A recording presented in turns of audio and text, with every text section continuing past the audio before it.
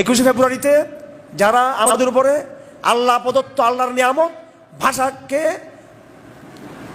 গলত পথে ব্যবহার করে আল্লাহর নিয়ামতকে অস্বীকার করে, আল্লাহর নিয়ামতকে ব্যবহার করে আল্লাহকে অস্বীকার করতেছে, ঠিক কিনা?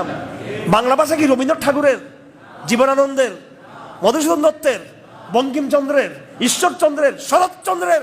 অথচ এমন ভাবে দেখানো হয় আমাদের এই 21শে বইমেলায়, মনে হয় বাংলা ভাষা ঈশ্বরচন্দ্রের, বাংলা ভাষা শরৎচন্দ্রের, বাংলা ভাষা বঙ্কিমের, বাংলা ভাষা রবীন্দ্রনাথ ঠাকুরের, বাংলা ভাষা জীবনানন্দের। অথচ এই বাংলা ভাষা আল্লাহ দিয়েছেন আমাদেরকে।